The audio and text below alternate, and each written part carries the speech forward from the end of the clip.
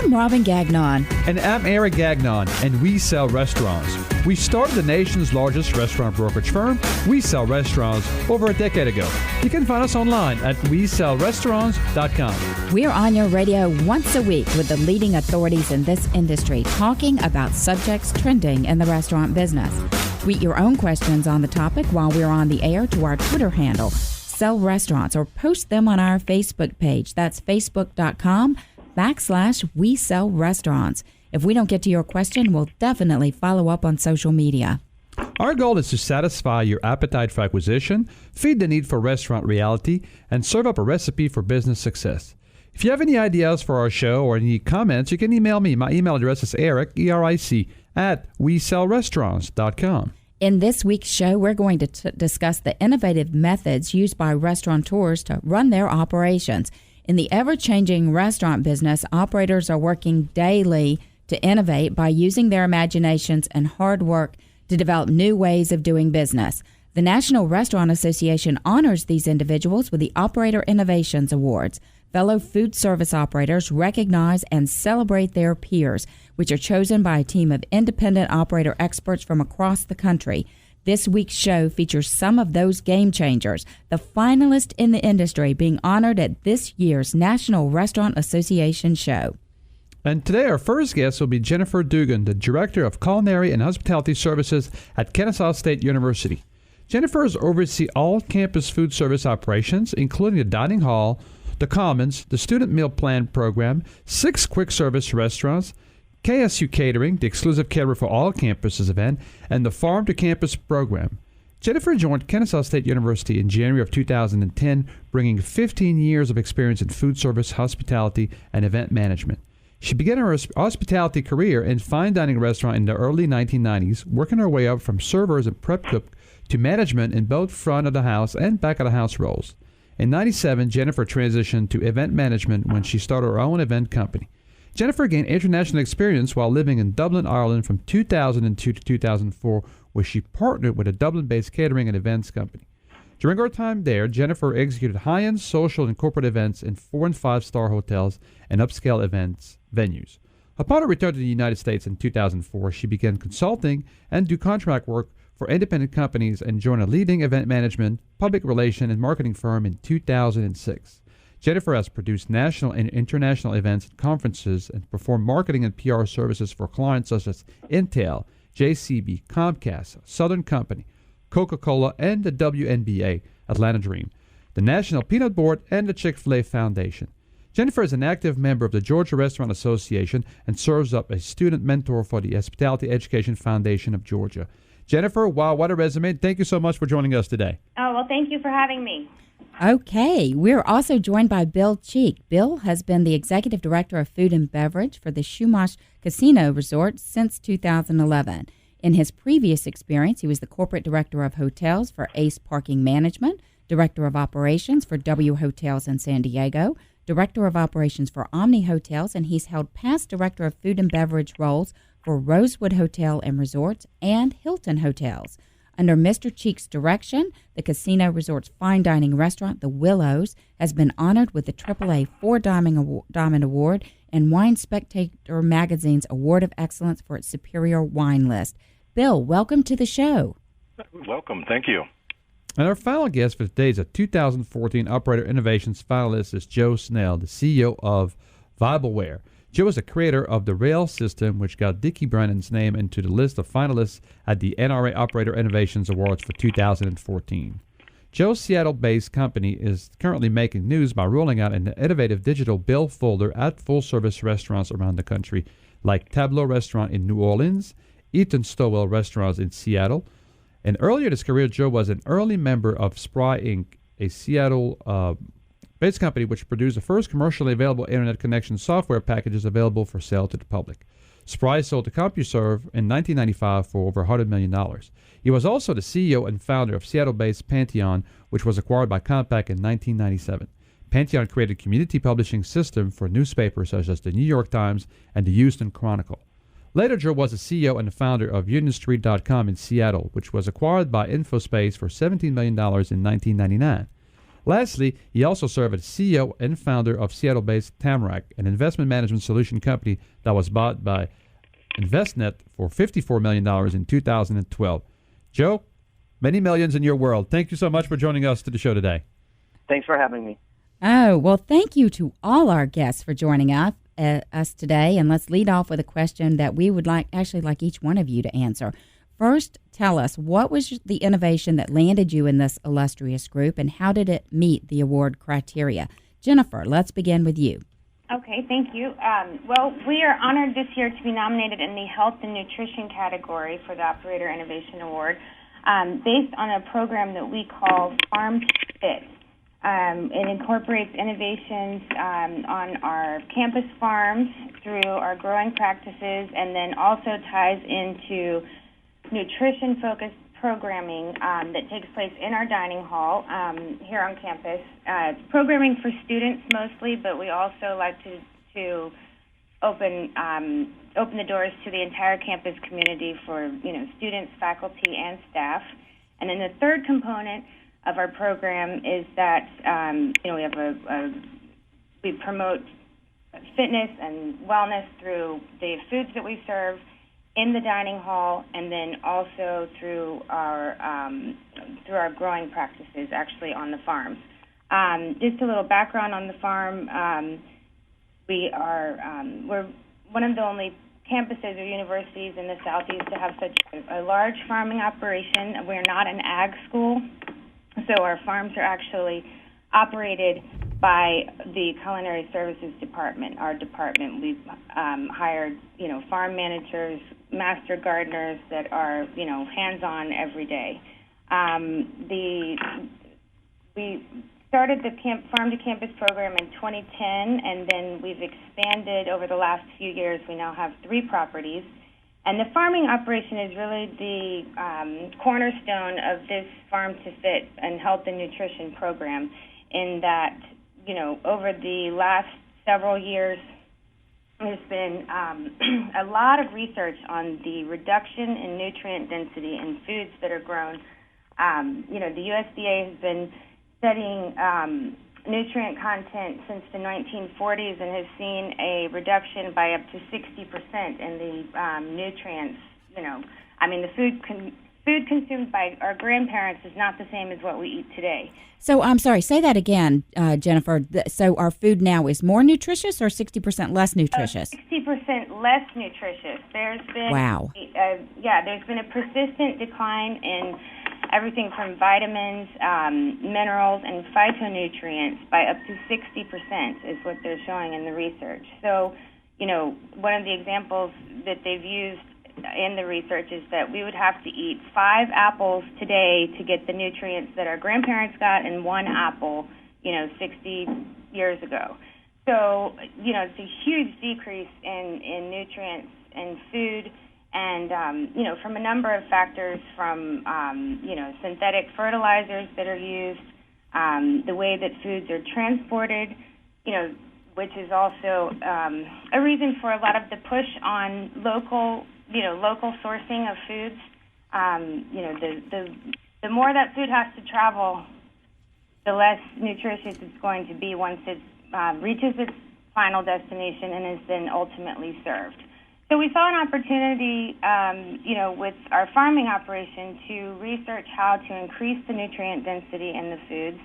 And, our farm team did an excellent job in putting a plan together that we implemented we started about 2 years ago with a soil amendment initiative called remineralization. And what we did is we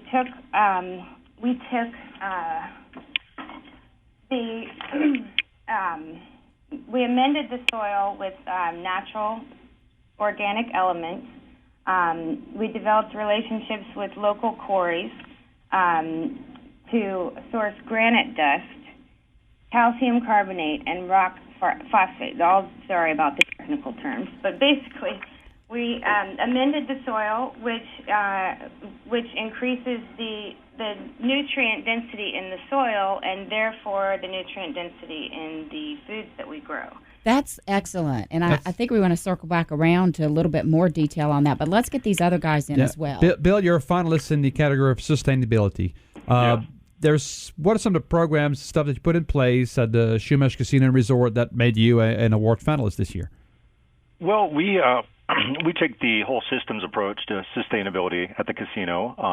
It not only implements locally sourced food, energy-efficient energy systems, and renewable energy, but also implements extensive waste reduction strategy through use reduction, recycling, repurposing, and composting. What we did is our food and beverage team implemented a pre-consumer and post-consumer food scrap and composting program, a biofuel program to recycle waste vegetable oil, which I'll be calling WVO, and then we also have an extensive recycling program. The food scrap program was started to divert the amount of waste being generated from within the casino going into our landfill. We generate approximately 4.6 million pounds of waste a year, with an average about 350 to 400 pounds a month. So obviously that's significant. You fill your landfills, et cetera. So what we did is we got these scraps and we diverted them to a local pig farm where they're used as a food source for the pigs. A majority of the post-consumer food scraps then we hand separate those with a waste management vendor. We do process some of our own post-consumer scraps, like coffee, for example. Used coffee grounds, we utilize that to compost and enrich the soil in our on-site culinary garden. We actually have a nice garden space that my chefs cultivated. And they go out there. We actually grow our own herbs. We grow select vegetables for our fine dining restaurant, and it's just kind of a passion of love. But what this garden does, in turn, it's used as a training ground for the kitchen staff to be more mindful and less wasteful of raw foods that they utilize in the kitchen. So kind of has a dual purpose. That is wonderful. So it sounds like you guys, both Kennesaw State and your casino, are really taking farm to table seriously. Absolutely, and we have a bountiful area of produce, et cetera, here, so it's really a perfect location for us to be doing that.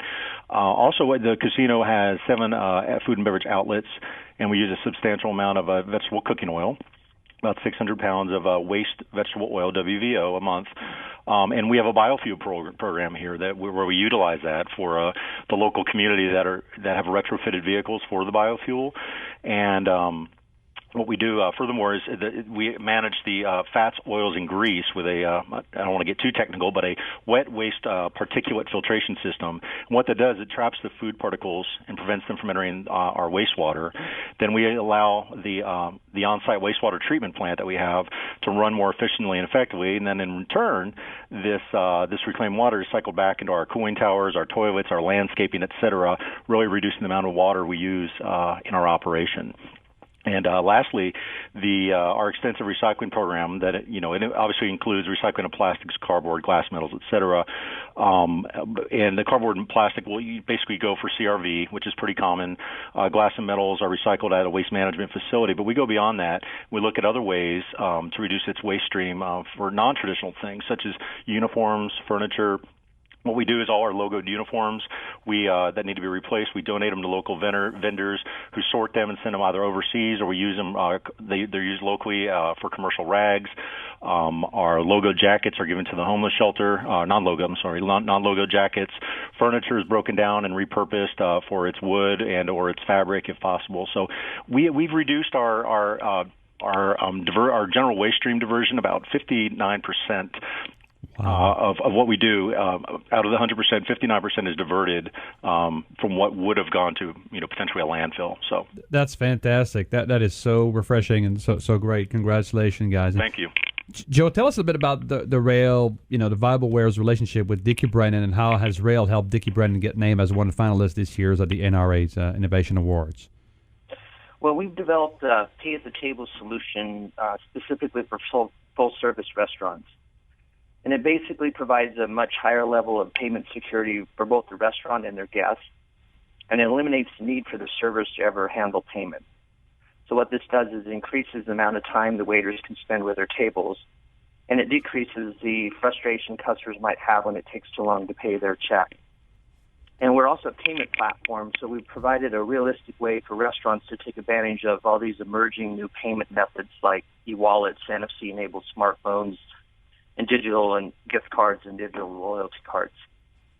So we're talking about innovation and just these ideas that bring new things to the restaurant industry. And so just to clarify, there are different categories for the National Restaurant Association Operator Innovations Awards. So we've got health and nutrition, which is being represented by Kennesaw State here today, marketing, new development, sustainability, and technology. So Chumash Casino is in the sustainability category, and then you're in the technology category.